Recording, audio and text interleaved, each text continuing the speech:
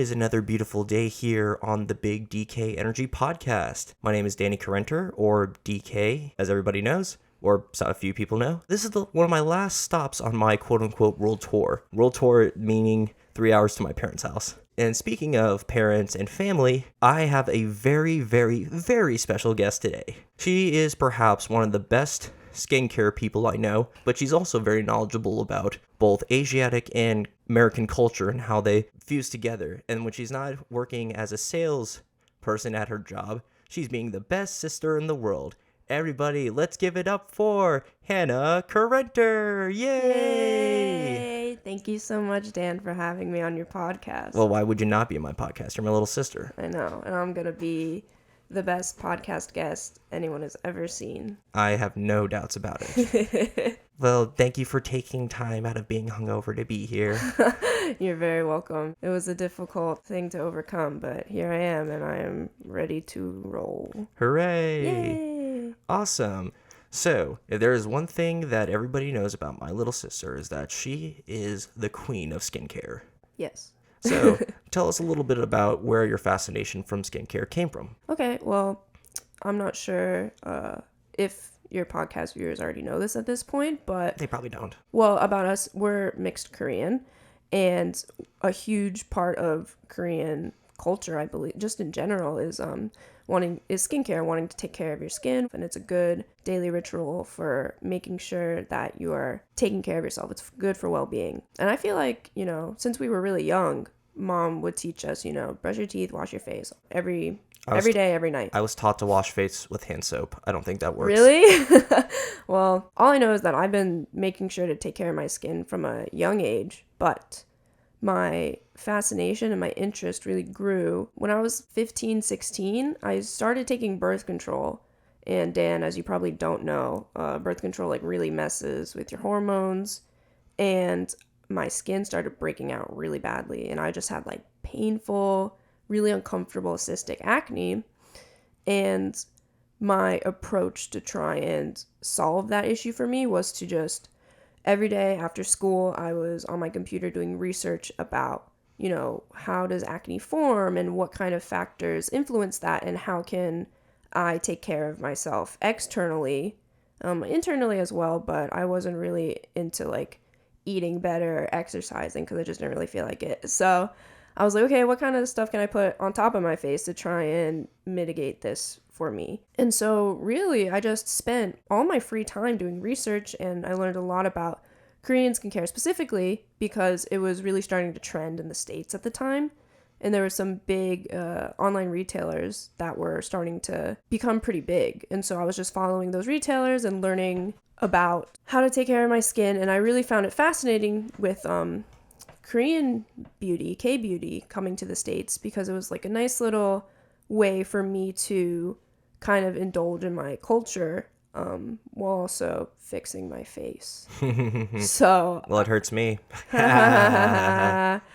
That's a good one. But yeah, so I really wanted to emphasize that my approach was to do the research and find out why these things were happening and how I could not solve them per se, but just kind of, and not fix them either, just kind of help it not be that way, I guess. Okay, I guess easily transition K products into the American market, sort of. Or right. Maybe just kind of influencing, sort of, quote unquote. Well, so when I came across these K-beauty trends in the States, and it helped me feel a bit more connected to being Korean and things like that, because I think also at the time, during my teenage years, I don't know when exactly it might have happened for you, Dan, but that's really when I started recognizing my own mixed identity crisis. And so the idea of marrying the Asian American traditions, ideas, along with me just being living in the West and in the States and figuring out bringing those two things together was really important for me at the time because I was oh my God, who am I? With just being a mixed American in the States. Just being a teenager as well. And being a teenager, that was shit. So, I was emo as hell from ages You were ant as hell? Emo. I was super emo as, Did you get my pun? I did. Yeah. Because imo means mother's sister. Mother's sister in Korean. And then komo is brother's yes. sister. Got it. I now know that ever since, well, because you kind of helped the family sort of transition into Korean care, beauty, and, just skincare in general. I mean, granted, I only look as good as I do because of your suggestion, so thank you very much for that. You're welcome. You're finally good for something besides being annoying. It's definitely not your genetics that make you look good. We're exotic looking, quote unquote. Yeah. I'm sorry if that term offended you. No. It doesn't offend me, but That was it a just joke, kind by of. the way. No, I know. Out of all the K skincare companies, I guess if that's the proper term to use, what are some of your favorites that you found throughout your teenage years and even up to this day? So I currently work in the skincare industry, and throughout college, originally my goal was to do film because I went to a film high school, but then I went the science route, and ultimately my interest was in formulating. And now that I work in the skincare industry, I realized that a lot of what interested me about the K-beauty Market? the market, but also like the brands that I was interested in were curating other Korean brands. They weren't making their own skincare. They were like bringing certain Korean brands into the States, making them available. So they're like resellers in a sense? Kind of, yeah. And so there were a couple that I liked to use, but at the end of the day, now that I'm in the skincare industry, I realize a lot of what is being marketed to you is total bullshit. And the people that are behind these brands, a lot of them don't know what they're talking about. And it's all about making these brands sound better than they actually are. So what are some examples of that? Have you noticed? So this is like a little industry secret, I guess, but you're not going to get fired over this, right? No. Okay, just make sure. It's just like a general knowledge thing, but in a lot of formulas, I don't know, there are specific brands that like to emphasize their extracts that they use. For example, like people use green tea extract a lot, Centella asiatica, which is Sika. I think I recommended a moisturizer for you. Wasn't that Tiger Balm that we got in Korea? Okay. Yeah. And they'll really try to emphasize those ingredients and how they're like soothing and whatever their function is supposed to be. And extracts are usually in a formula under like 1%, not at like an efficacious level. Really? Yeah. I mean, usually it's much lower than that. I mean, a lot of the time it's bullshit. And so brands that were my favorite, they're not really my favorite anymore, just because, I mean, I have my regimen and I know what works for me and what Korean brands work well for me, because I tend to use Korean ones because they're more advanced in terms of technology and what kind of ingredients they use. Mm-hmm. Also, you got to support the culture. As well, yeah, gotta. And it's a lot of it's a lot cheaper. That is true, especially since, like 1,000 won is a single US dollar. Like in Squid Game, 42 billion won is really like $40,000. That's it. No, it would be million. You sure? Yeah, I'm pretty sure. Because I did the conversion on Google. Oh, you did? And that's what it said? It said 40,000. Oh, I don't know anything. Yeah, honestly, I don't know how they make any money over there. It's like their currency is kind of worthless. No offense, but it's like... I mean, I guess relative to ours, it's not worth as much, but if they're just using their own currency within, True. It doesn't really... matter. Yeah, it doesn't translate the same, I guess. Yeah. But it's interesting to see, like, in comparison to US dollars, how much, I guess, lesser it's valued at, which is interesting to me because you know how like the US currency was supposed to be based on the gold standard, yep. And now there is no gold for it to be based on, so it's like what the faith of the government something. I don't know much it's about like that. some stupid phrase about like you just gotta trust your government and that they have enough money, something like that, and it's like a stupid. So really, our money's worthless too. It's all worthless. I mean, I guess it's the only civil way of making sure people don't steal from each other. I mean, I don't know. I'm kind of into the bartering life. I mean, as long as both sides are equal. Honestly, if I think about it, American restaurateurs would have a heart attack if they saw like Korean in their food business practices, because they give away a lot of food for very cheap prices. They do, yeah. And like, don't you notice like one thing that I've been watching a lot lately are like tteokbokki, like yeah. ASMR videos, yeah. and it's just like for 5,000 won, you can get like an entire meal for like an entire family. And granted, one thing that I know about Koreans is that they're very generous with their sauce. Very generous with their sauce. Very generous with their portions. Bop. Yeah, with their bop, with their banchan. If you, Oh if, for my the god, I'm so hungry. For those of you who don't know what bap is, that's how you say rice in Korean. It's rice, and then banchan would be the side dishes. Dishes. Dan, what is your favorite banchan? I honestly like the yellow pickled radishes. Those are really good. It's very refreshing. It's a very cleansing of the palate kind of thing. And they taste real nice. What about you? I think maybe radish kimchi. Ooh, that's a good The point. radish. I think all like banchan, like the radish ones, are really, really good. I like cucumber kimchi as well. Me too. Honestly, now that I think about it, Samchun, our uncle, was definitely right when he said, if you ate more Korean food, you'd be more skinnier. Actually, so what he said to me was when we were in Korea in, what was it, 2018, 2019? 2018, that's when I graduated college. Right. So in 2018, when we were there, I would be like, oh, I'm too hot. Now I'm too cold. And Samchun was like, your circulation would be a lot better if you ate more Korean food. I mean, our uncle's crazy. Remember when he tried to outman the guy by on that mountain? seeing who could go closer to the cliff as Yeah. possible? And like, Samchun would go very close, and then the other guy would go even closer, and then Samchun was just like on the very edge of the ledge, and Like I remember, step and he would have fallen. and I remember me and I was just like, no, don't do that. 아빠, 아니요. Something 마십시오.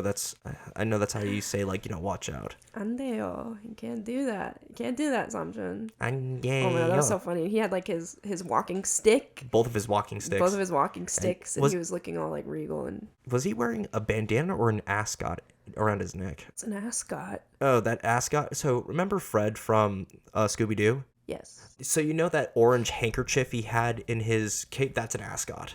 Oh.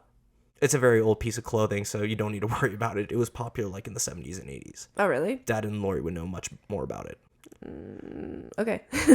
So anyway, run us through what your skincare regimen is like. So do you do it once a day, twice a day? What time of the day? Something that is very important with skincare and with cleansing, especially for problem skin, something to note is that you should only wash your face twice a day. No more.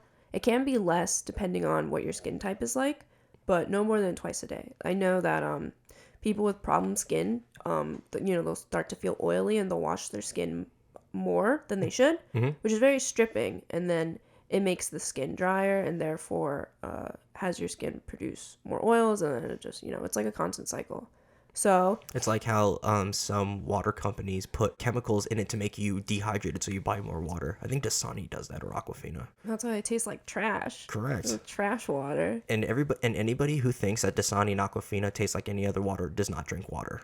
Yeah, it's just like chemical water. It's I mean, technically, I guess. It's trash. I'd rather die of thirst than buy Dasani. Yeah, well, that's a little extreme, but... So, my skincare regimen. It's very different. Well, not very different, but it's different morning to night. In the morning, what I like to do is I take a cotton pad and I wipe my face with toner. My skin is very sensitive. In the morning, I find that it's not necessary for me to cleanse it with a cleanser.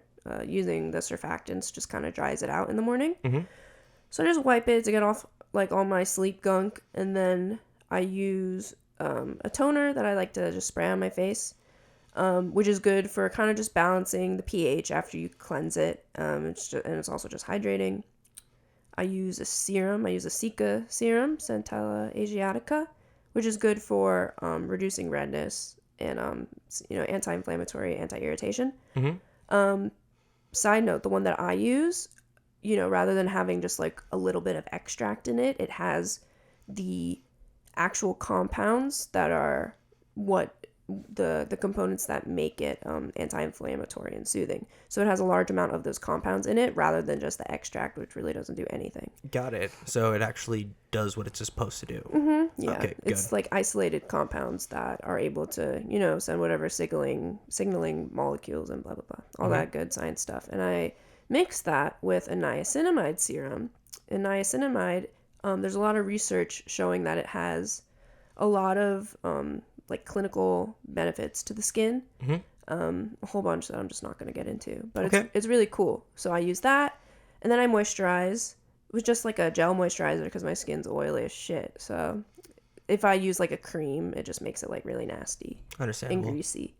And so then I use sunscreen, and I use a Korean sunscreen because sunscreen laws with the FDA are not really up to date in comparison to like Asian or European countries. So I just use a Korean sunscreen, a physical sunscreen. Is it like less oily or something like that, or how It's would you just describe it? more effective. They have more filters that they are able to use. No wonder they're so pale. I mean, actually, in a lot of sunscreens, there's the physical, which is like the titanium and zinc oxide, and then there's the chemical, which is like the oxybenzone and the ones that are seen to be damaging to coral reefs and Got stuff. it.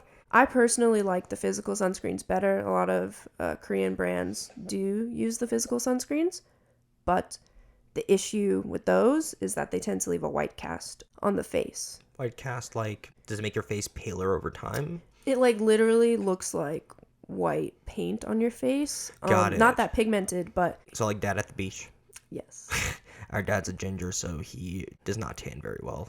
Yeah, and it's just like sunscreen all over his face. And yeah, it's because it doesn't absorb into the skin, which is technically a good thing because you're trying to block The sun the out. sun, but you know, it's not suitable for all skin tones, and that becomes an issue. I mean, they don't really think about that in Korea because it's, you know, Koreans. It's a very homogeneous country. Homogeneous? But anyway, you know what I mean. And then that became not an issue per se, but a call out once that started coming into the States, the white cast that it was leaving. And probably since like U.S. Army soldiers started using it, for example, you know, we're very mixed here. So, you know, you don't just have the whites or the Asians that, you know, immigrated over there. And that's another interesting thing that you bring that up, because I know that people, have you ever been asked, like, what are you in public by randos? Oh, plenty of times. Yeah. So, Or like I've been told, you have such an exotic look. What is your background or ethnicity? do you get the what is your background or ethnicity? I never get that. I always get the what are you? I get a mix of the two, but mainly it's what is your background or ethnicity. Oh, really? So for me, it tends to be more like the what are you kind of, which is so strange. Like I'll literally be in the grocery shop trying to, you know, pick up like eggs or something. And egg. Would you like an egg during these trying times? Speaking of that, she has a huge Danny DeVito poster in her apartment. I've got it's like a nice Mal looking portrait of Danny DeVito. I had a band for 3 seconds named Daddy DeVito, so You should bring it back up since you just mentioned it. I know I should, but I mean Let's get the band back together. that was kind of a mess. But I digress. So I'll just be like picking out an egg at the grocery store, and someone's just like, "What are you?" They'll just randomly come up to you and just say, Yeah. "What are you?" Just tap you on the shoulder. Yeah, just be like, "Hey, what are you?" And it's like, what the fuck does that question even mean? Human? A person? A woman? Like what kind of answer are you trying to elicit from me? And I know that they're trying to be like, why do you look different from me? Like, why are your eyes like that? Mm-hmm. But I feel like, you know, asking someone, what are you, kind of makes them feel other rather than conveying like a legit question. Like if someone came to me and was like, what's your ethnicity? Mm-hmm. And granted, like, I don't think strangers should be bothering other strangers in public. I personally would never go up to someone and be like, I want to learn everything about you. Like, I don't care. So I don't know why people tend to do it to me or to you. But, you know, if they were to ask, it would be nice to get the, what's your ethnicity? I'm curious why your eyes look like that, or some stupid shit. Why your eyes look like that? I mean, you've been asked that before? No. I mean, what are you supposed to tell them? If it's a little kid, what are you going to say? Kids are different. Like, this is what I would tell a kid. I would say, you know how your parents tell you not to look into the sun for too long? Mm-hmm. This is why.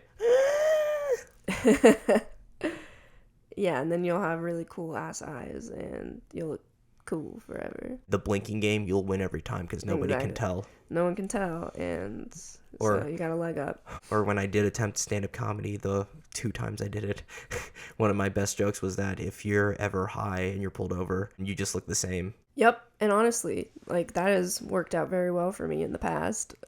Just show up fucking blazed, and no one Great. knows. And because the thing is, I mean, I feel like my eyes are a bit bigger than yours, I think but so, they're too. not that big, and so People can still tell that you are of Asiatic descent. right, and I've shown up to places and, like, you know, but you can't really see the red in my eyes because my eyes are small, and people just can't notice. And yeah, I'm already squinty anyways. So it works out. So I always think it's so funny because, like, I know what's going on, but They have no idea. That's right.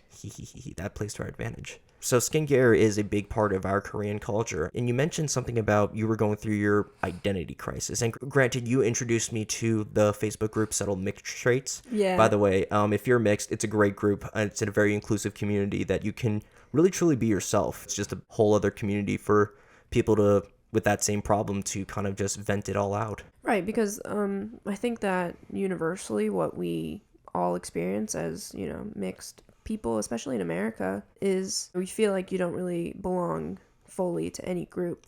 Because, like, for me, Dan, I'm sure it was the same for you, but I never felt like in school I wasn't accepted fully as white, and so kids would make sure to point out that I was Asian. And, living in South Florida, like, there aren't a lot of Asians around, so it was something that people tended to point out.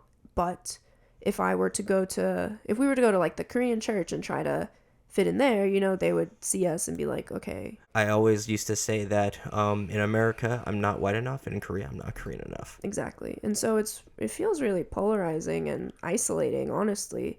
And so when I was a teenager and like my hormones were whack and I was emo and You're still whack. I'm still whack as hell, but just in like the angsty way. I mean, I'm still a little angsty. I still love you as my little sister, but Thank you're you. also a handful. Yes, I know I am. That was something that was really prominent, and it also really picked up again when I went to college, because I was in this new community, and I went to New College of Florida, which is like this really tiny liberal arts college in West Florida. Didn't it have like 800 people? Yeah, when I was there, it was 800 people, and I was like, oh, like, I like art and music and stuff. I'm gonna go to liberal arts college. And, when most of the population was upper middle class white kids, they make sure to let you know that they are those kinds of people. And that they're woke. Yeah, and it was so funny because you have the like racist assholes who are... That went to your school? No. I was about to say. Like in general. Like Okay. the racist assholes that exist in the world that, you and I deal with. And then you have the super woke kids who are also racist assholes, but just in a different way. Correct. Ironically, for sticking up for people and believing that they're as good as anybody else, they want to feel offended for us because they don't think we can do it ourselves. Yeah, and that's one thing that's strange. And another thing that I really noticed while I was in college is, so the kids and like the fake wokeness and whatever, but instead of being mean to me about my race, they would be overly nice to the point where I was fetishized. Really? Mm-hmm. And that was something that I had experienced a lot. Can you name an example? I mean, of course, if you're only comfortable with it. Yeah, I'm not going to name like specifics, but a lot of the time, like I would meet a new person and they would be like overly interested in me. And I didn't really understand why, because I was just like doing my thing and hanging out and studying and whatever. Doing your thing. And they would be like, oh, you're so pretty, you're so blah, blah, blah. I really like anime, or I really like K-pop. And it was always like, compliment and then go directly into I'm really into this thing that I don't know a lot about and that I have ideas about, and you kind of fit that idea, and therefore I want to be your friend and I want to know you more. And some people might like that, but really it's like, it doesn't feel great to be fetishized, number one. And number two, you're a bad bitch and you know it. Yeah, exactly. And like, but the second thing is I tend to be an introvert, and I don't really give a shit about making friends with people that I don't really care about. And so... Knowing you all this time, that is such an accurate statement. Right, and it's not me trying to be mean or anything. It's just, I've got my own things to deal with. I have whatever is on my mind. I don't have time to deal with people who are only interested in me because they see an Asian person, they go, wow, I have no Asian friends. Let's go get one. Exactly. Oh, like, I love eating dim sum. And it's like, okay, great. What does that have to do with me? Yeah, it's like, I'm not Chinese. Exactly. And so a huge one was I love anime and like I need to get to know you. And it's like, you guys are fucking weird. So being Korean and, obviously anime being Japanese, it's like, I feel kind of bad for liking anime because granted I love anime, but the thing is that,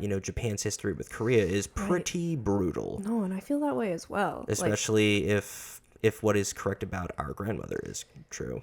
Right. You know how much I know about World War II. Right. And as Jews, as well as Koreans, the Axis kind of fucked all sides of our family because the Germans with the Jews and the Japanese with the Koreans. Come to think of it, we actually descend from two of history's punching bags. I know. It's kind of a testament to their strength, the fact that we're still here. Right.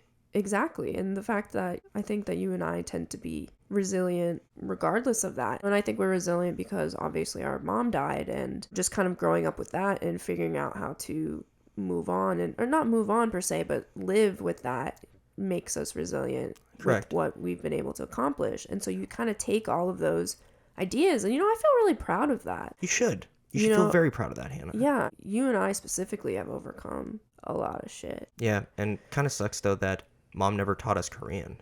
Yeah.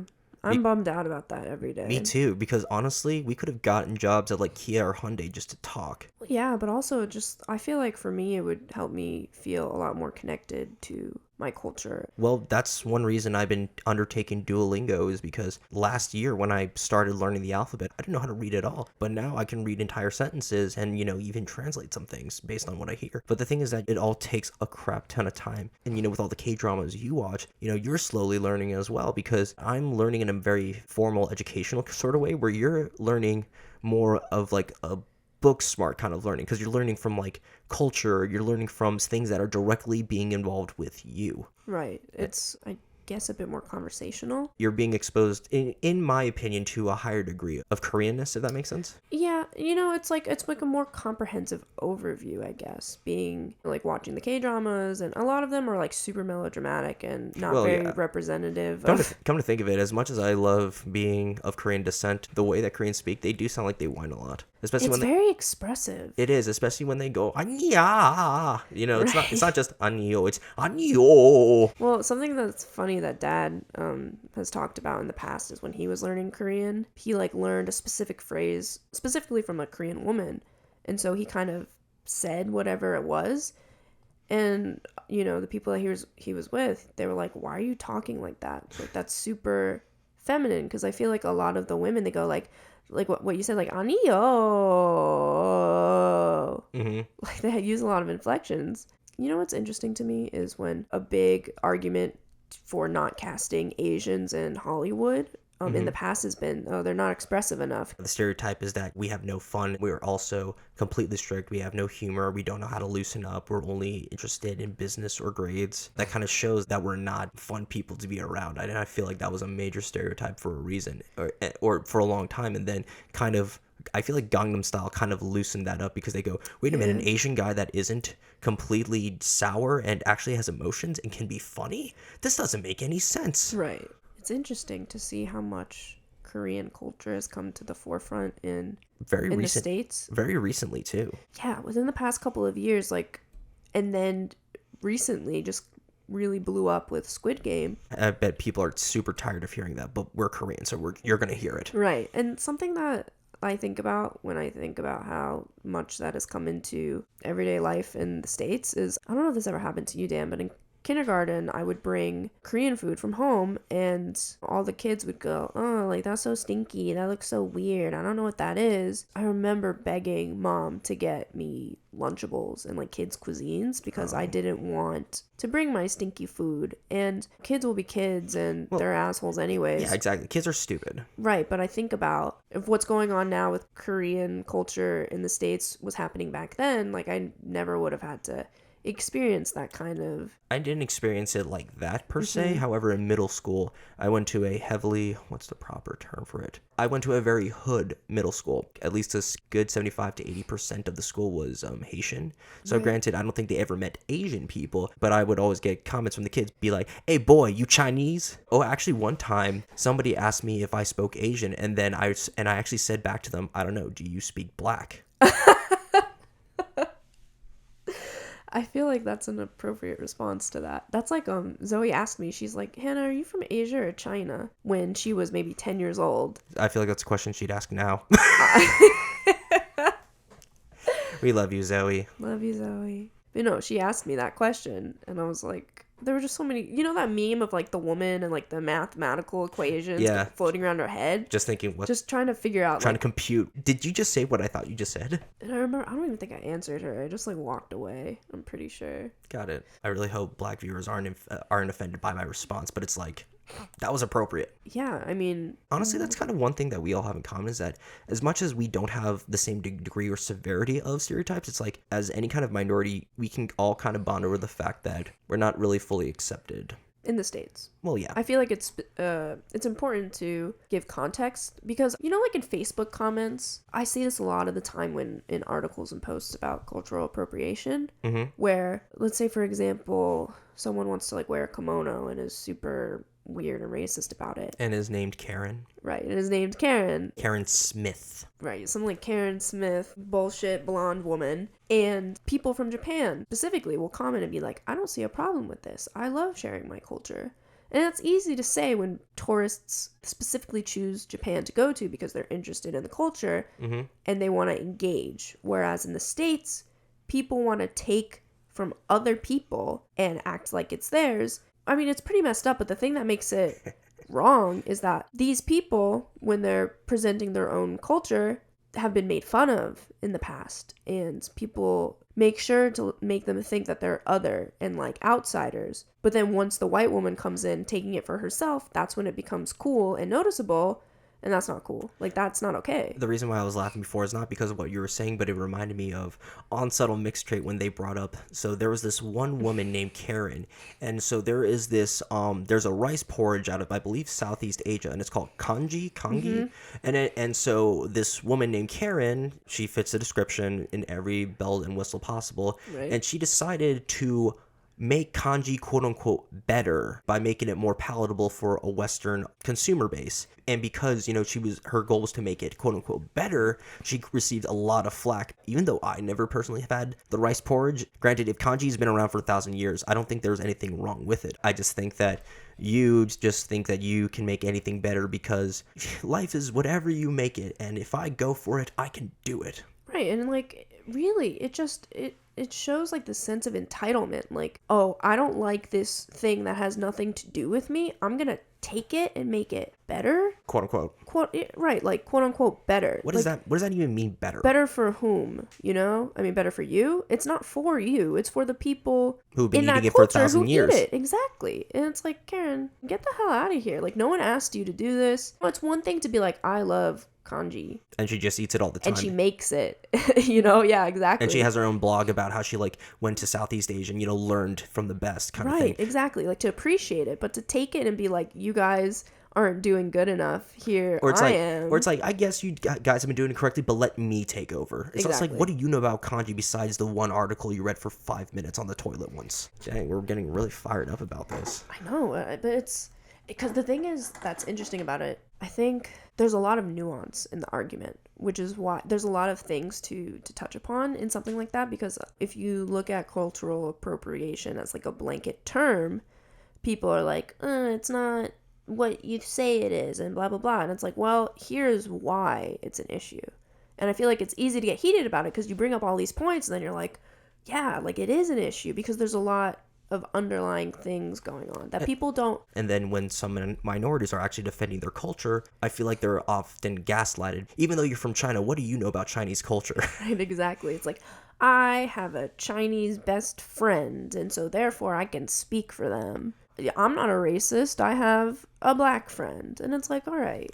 I'm equal in the fact that I hate everybody the same. Exactly. Like, everyone's garbage, regardless of who you are. Heck, even I have some garbage qualities, but you know what?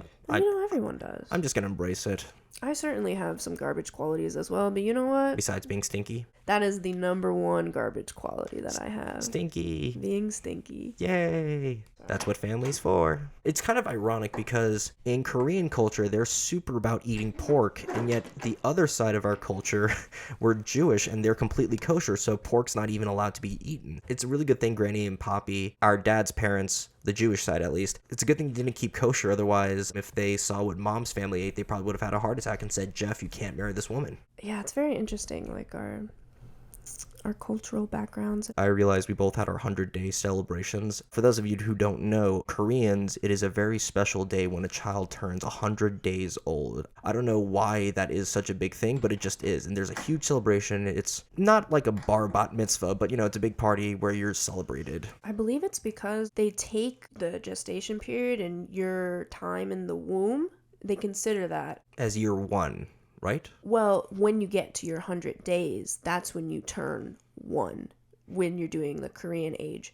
So they're taking into consideration the 9 months that you're in the womb plus the 100 days, and they're like, okay, now you're 1 year old. And that's why a lot of people are older in Korea by a year. Right. Yeah. It's because of that. And I'm not really sure why that's the case. I feel like that'd be something interesting to read up on. Also, don't they have lunar birthdays as well? I think so. I don't know if Dad said this specifically, but he said like Mom had 2 birthdays. Mom has like 10 birthdays. Right. And I don't know what any of them are. Exactly, because Koreans go by a lunar calendar, but then you go by the Gregorian calendar that all Westerners use. And so we actually don't know our mother's birthday. Well, I know that someone knows it, but the thing is I'm pretty sure also when she was born, it's not like that day she was giving a birth certificate with her actual date on it. I think that's what Dad said. Well, true, and also she's from a rural village in Korea. Exactly. So they might not even have the correct date on the birth certificate, because I think the way it worked is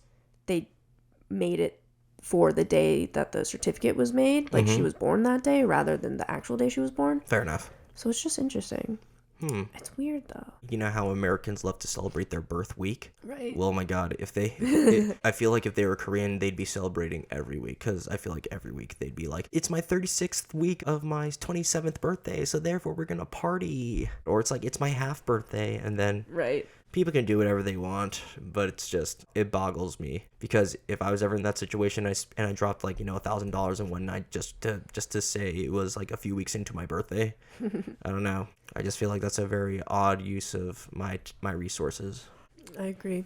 So going back to skincare and Korean culture, when you were at a new college, you also had a thesis about skincare. Is that correct? Mm-hmm. Like I was saying before, how originally I was going to go to film school because I went to the film high school. Right before I got into college, Dad let me go out to one of his labs in Canada, one of the cannabis labs. And I just kind of watched the chemists and there was a microbiologist do their work, and so I thought it was really cool. Like, we were doing some antimicrobial experiments with different compounds in cannabis and also in hops, which is a very close relative to the cannabis plant. Which Really? So what makes beer is also related to pot? Yeah, I mean the plants, yeah. Well, of course, which yeah. is, I think, also similarly related to tomatoes. Or maybe just tomatoes has like some specific antimicrobial properties that they were trying to... Well, I know what I'm going to roll up later. Hey. Just slice up some tomatoes, put it in a J, and just smoke that. I should be just good. You can We get can high get- as hell. You can get tomato high. Yay! Yay. Right, so I went out to the lab. We did some cool antimicrobial experiments that we were setting up. And another thing that was interesting is one of the chemists was working on skincare formulation and specifically was looking at liposomes, which is like a delivery system. It like encapsulates whatever compound you're trying to deliver. Mm-hmm. And she was looking at that sort of technology, and something that she wanted to do with that was to take cannabis compounds like CBD, THC, whatever, put it into this delivery system and apply it in skincare. And so I thought that was really cool. And so I was like, you know what? I think I'm just going to study science and go the skincare route. Mm-hmm. And I knew that one of the requirements for graduating from New College was to write a thesis. And so my whole plan, the 4 years there, was I'm going to look at how cannabis compounds affect the skin when applied topically. And Interesting. so It's kind of, sorry, before you go into that, I just find it really ironic that you wanted to go into film and therefore you went to a liberal arts school only to do science. I know, yeah, it's kind of stupid, really, but because the thing is I didn't have as many resources as I would have liked to. Oh, got it. But it's stupid to go to liberal arts school for science. But hey, you got a thesis out of it. So you were saying? Sorry about that. Right. Oh, no, it's okay. Yeah, and I really liked writing my thesis, but so obviously I couldn't do like any experiments because it's weed. But what I did instead was a lit review. And so basically I read a bunch of articles about the endocannabinoid system and like cannabis as a plant and what kind of compounds and how these compounds are produced within the plant and I was looking specifically at inflammatory skin disorders, and I looked at psoriasis and acne because acne is technically an inflammation-based disorder. And so I was looking at different studies that other people conducted about applying cannabinoids onto the skin or in skin cell models and how that affected the skin or the models. And I basically compiled all of that information and tried to, on paper, formulate different topical formulas for these different treatments, saying, okay, taking this information that I've learned, what kind of compounds would I use, plus what kind of delivery system, plus what kind of base would I try to use and formulate in order to achieve this desired result. So if I was trying to treat acne, I would do this, or, psoriasis, I'd do this. And so that was really fun. I really liked writing my thesis. I felt like it was very rewarding. I have no doubts. Just hearing writing a thesis gives me an aneurysm, and the fact that you were able to not only undertake it, but you succeeded at it. You've successfully defended it to the point where you were able to graduate. Right. That's not an easy thing to do, Hannah, and I hope you're really proud of yourself for doing that. I am. Thank you. Yeah, I mean, Yay. It was a lot of hard work, and it was very stressful, but it was so rewarding and awesome. And the difficult thing is that I finished up my thesis during peak COVID, the beginning of COVID, in lockdown, sent back home, and I was just trying to finish it up. And it was really depressing, honestly, just being in that kind of environment, trying to finish up this thing that I'd worked so hard for. And I knew I wasn't going to get a graduation, and I knew I wasn't going to see my friends again. And so it was really difficult to do, but I was able to get it done, which was really cool. I'm so proud of you. Thank you. I love how we're talking about our cultures. Yeah. Because, granted, yes, there's a lot of baggage from being multicultural and being multi-ethnic, I guess is the proper term, or improper. Kind of adds a degree of coolness. For example, I could appreciate deli food, but at the same time, the headband that I'm wearing right now, by Junk, by the way, one of my favorite brands of all time, it's a tiger, but I didn't just wear that because it's cool looking. I wore it because it's also the national animal of South Korea. Mm-hmm. Do you know how to say tiger in Korean? Tiger. Tiger. No, it's actually 호랑이. 호랑이. 호랑이. 호랑이. 호랑이. And also, dragon is just 용. Yong? Just 용. Y-O-N-G. 용. That's dragon. Y-O-N-G? Yep. That's cool. Yeah. I'm going to name myself Yong. And actually, if I ever own a boat, I'm going to name it the kabugi, which means turtle. Do you know what the significance of that is? Good luck, right? No. It's, I don't know if turtles are good luck, but actually in the first invasion of the Japanese... Oh, yes. Well, I'm just still going to explain Yes, it because not everybody will know this, but after the Sekigahara, which is the 100 Years Japanese Civil War that eventually unified the nation under Oda Nobunaga, he decided that he wanted to spread his empire. So he sent a letter to Korea saying, hey, we're going to march our armies through to potentially take over China. Of course, Korea was not cool with that, especially since that China and Korea were, I wouldn't say allies, but were business interests. That was kind of their buffer state between the sea and then Japan. So Japan decided to invade Korea, and the thing is that Koreans, not to say they were pussies, but They were pussies. they were, and they're between a corrupt government and not having a very strong military leadership. When the Japanese initially invaded, they pushed so far into the country that the royalty eventually landed at a border town that was like a few miles away from China. And so the only reason why Korea was even able to even fight back whatsoever is because of this one officer named Admiral Yi Sun-sin. Right. And he is a national hero in Korea and is even known as the martial lord of loyalty, because as corrupt as the Confucian government was at the time, he was so unwaveringly loyal to Korea that no matter what kind of crap he got, his heart was in the defense of his country. He has never been defeated in battle, and so he created these ships called turtle ships that were very advanced for the time, especially for the fact that it had like an iron roof over the main hull of the boat, and so therefore Japanese sailors could not board the vessel. Right. And so with those boats, he was able to eventually, in very short terms, push back the Japanese, of course, with some Chinese help, and then save Korea. So not only is it just a cute little name, it also has historical meaning. Yay. And then we were born. Correct. I assumed it was good luck because Imo gave me an earring that was a turtle, and she was like, it's good luck. Well, maybe that was just her being... If Emo says it's good luck, it's good luck. It's good luck. So turtle equals ship and luck. Correct. Not saying that kabugi is ship in Korean, but that's what I would name my boat if I ever get there. I keep thinking that you're saying meat. Meat? Yeah, gogi. Oh, no, it's true. I just keep thinking about meat in my head. Wait, kabugi, kogi? I guess it's kind of there. I'm thinking like bulgogi. Okay, fair enough. And then I'm thinking about barbecue grill right now.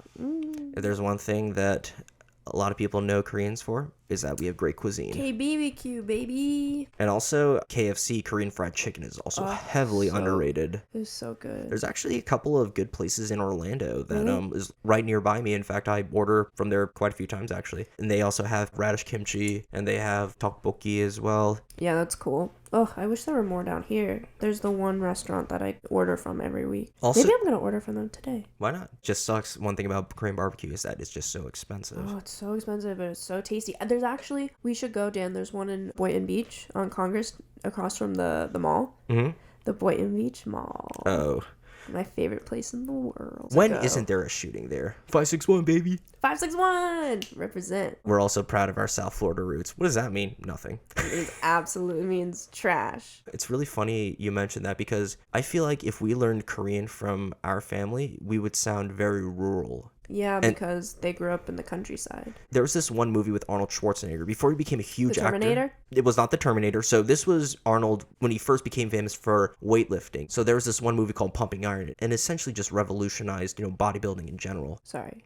I was just going to make a joke about roids. Go ahead. And I lost it. Sorry, continue.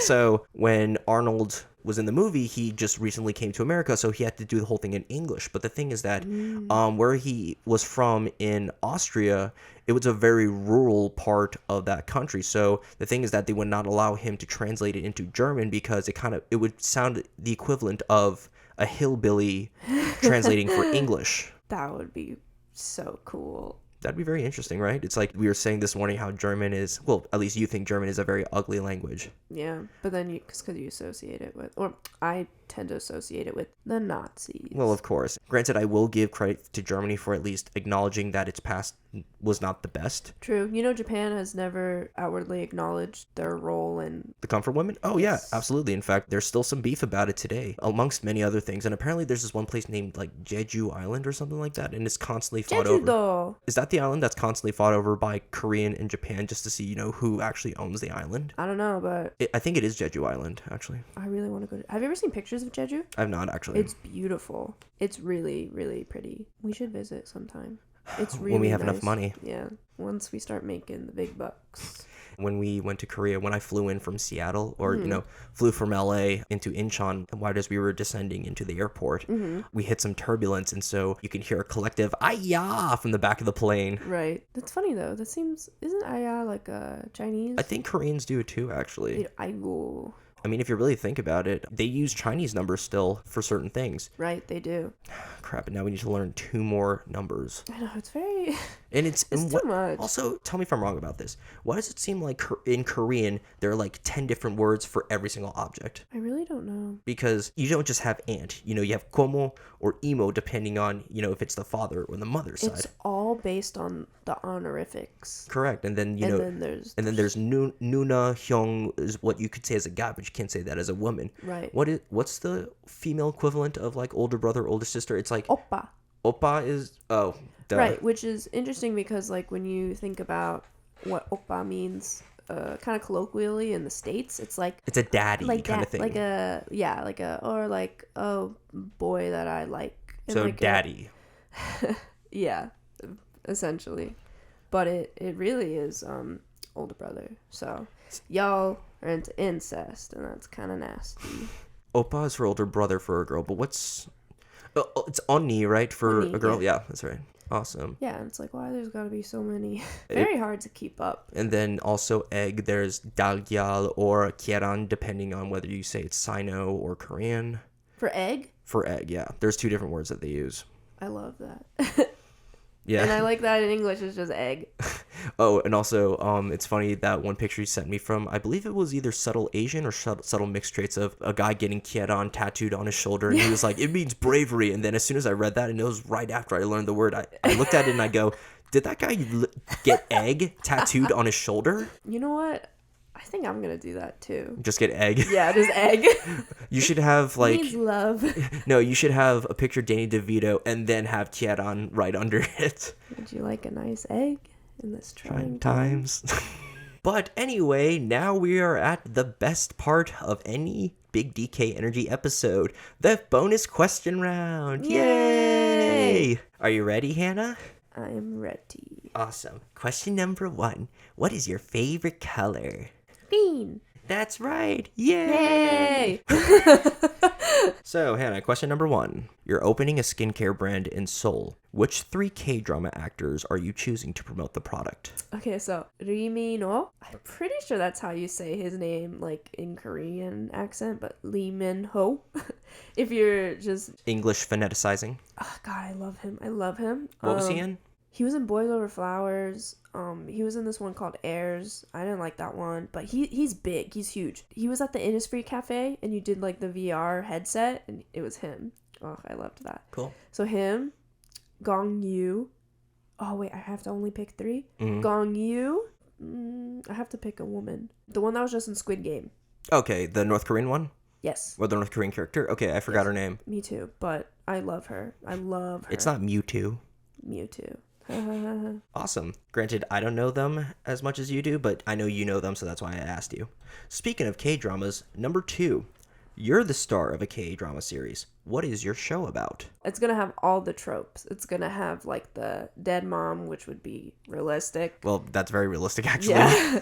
The dead mom. I would want it to be like the most stereotypical K-drama. So I'm a poor girl and I'm in high school, and there are some cool rich boys who fall in love with me, and I'm in a love triangle, and then I would be with the first lead and then maybe have something with the second lead, but ultimately end up with the first lead. Got it. Yeah, I would want it to be as stereotypical as possible. I love that. Would you like throw a little bit of an American twist just to like switch things up, or? No. Okay. Keep it as Korean as possible. As Korean as possible. I love it. Okay, number 3. You're given a huge buffet, and if you don't eat it, you gotta pay for it. What 3 people are you having join you? Dan. And me. And I really think that's all we would need. For real. Well, you pick 3 people, so Okay. it's me and then 2 others. Myself doesn't count as one. No, because you are the 4th. Mina. Aram. Sorry, Josh.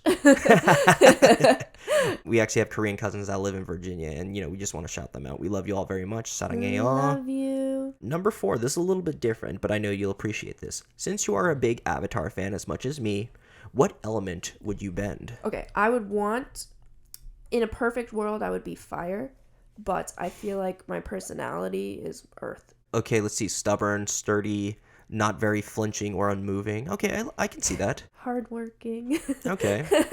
That as well. Yeah, no, I'm definitely earth. But I'd definitely be like on Toph's. Toph is one of the most badass characters. Toph is cool as hell. She invented her own kind of bending. Metal bending too. That's kind of like revolutionized everything. Yeah. And that allowed to transition into the world of Legend of Korra, but we don't talk about that. Yeah, I don't know her. Number 5, speaking of that, you're allowed a whole day with your favorite cartoon character. What is your itinerary? Well, who's it with first, and what is your itinerary? Like they somehow are able to come into the real world. Okay, so now I guess because we're thinking about Avatar, I'd go Iroh. Nice. I'd definitely bring Uncle Iroh, and honestly, I think we just like Have some tea? a picnic, yeah, like with some tea, and I would just want him to like give me all his wisdom. What kind of tea are you having, though? That's a very important question. Jasmine. Very smart. Look at you. Number 6, because of your little stint with Daddy DeVito, you're in a band and you just booked a high-up gig. Where are you performing, and what instrument are you playing? I would play guitar, and I would be playing, I don't know, honestly, I don't really know venues. I'd be playing my apartment. That's it? Yeah, I Just guess. a balcony apartment for everybody on Atlantic Avenue in Delray? Yep, and it would be the best show that anyone has ever seen. Excellent. Here, let me better word that question. So, it doesn't have to be a venue per se, but would it be like in a different state, even a different country per se? I would love to just go to some crappy venue in New York. That's where I really, really would like to play music. That sounds awesome. It's like you'd be living that School of Rock lifestyle-ish thing. Yeah, like I want it to be as grime as possible, and like that's the kind of person I want to be, honestly. Awesome. Number 7. You're allowed to do a holiday photo shoot with the dogs. What holiday are you taking pictures for, and what is their funniest outfit? Christmas. Ellie is Santa. Milo is Rudolph. Not an elf, especially with his short legs? No, yeah. No, if we were going to do it like that, Ellie would definitely be Rudolph, and Milo would be Elf, and I could be Santa. We have two Bernedoodles. Mini Bernedoodles. Mini Bernedoodles. A mini poodle and a Bernese Mountain Dogs mix, and they are two of the most adorable things on the planet. Yay! And Milo is a dwarf, like a literal dwarf, and he has very tiny legs, and they're so cute. And it's so funny because he's like a full-grown dog on a small dog's body. Big head. Number 8. What's your favorite memory from Korea? Well, being at Emo's house was really nice. In general, just anything over there was my favorite, even though like Seoul was really nice. But probably when we went to karaoke. That was such a fun time. That was so fun. I wonder why karaoke bars are not that much of a thing here. I feel like that. I don't know. I feel like if you go into like a drunk college town, that's all they want to do. Right. I mean, that's all I want to do is like get trashed and sing karaoke in like a small echoey room. Also, there's like no soju anywhere. I know. I'm probably gonna have to order it off of Amazon, unfortunately. I tried looking. I don't think you can because there's no way to like confirm. That's a shame. I know. Such a shame. Soju. Number 9. If you had enough money and could pursue a new hobby, what would that be? And assuming you have all the time in the world as well. Serious answer, probably music. Okay, like getting back into guitar and everything like that? Mm-hmm. Yeah, just like be some dirty hippie on the road and like just like, I don't know. Living that vagabond lifestyle? Yeah, there is a part of me that would like to be like that and just like mess around and play guitar and be in a band and do all that kind of stuff. And you have a joke answer, I assuming? Because you said serious answer? Serious answer, but could never do is just literally sit on my couch forever, even with all that money. Just like chill. Just like keep doing what I'm doing and sit on my couch. Instead of taking a new hobby, you just take the money and run. Okay, you know what? Yeah. That's a very smart answer. I like that. Run away into the mountains somewhere where no one can find. Okay, this is my plan. Okay. For running away. No one's gonna know when I'm gonna do it, but I'm gonna do it. And then what I'm gonna do is I'm gonna resurrect a carrier pigeon. I don't know how I'm gonna do that, but I will. Okay. And I will write a note to one singular person saying where I am. But that'll be like 3 years after I run away. And I'll be like, in my note, like, this is where I'm located. You can find me here. That person will show up at that place, but I will be long gone. So you're just trolling them for 3 years. Yes. And so it has to be someone who's very dedicated to finding me. And that's just going to be the name of the game for until I die, I guess. Okay. And that's... Okay, catch me if you can. That's an interesting hobby. I don't think I've ever heard that one, so... Really? Well... No. Nobody better steal it. None of your viewers. Just say TM. TM. Okay, you're good. Copyright that shit. Number 10. What is one of your most favorite recent accomplishments? This is gonna be stupid, but I made a freezer pizza. Really? Yeah, I'm really afraid of the oven. It's so hot and like makes me uncomfortable, a little sweaty. And so I really like it. I had a bunch of freezer pizzas and I never use them. I wait for someone to come over and make it for me. Mm-hmm. But I was just so hungry and like feeling a little brave. And I was like, you know what? I'm going to make this freezer pizza on my own. Mm-hmm. And I did. I did burn myself. Oh. Like immediately. Because I put my hand into the oven and I have really bad spatial awareness and I didn't realize I was touching something hot.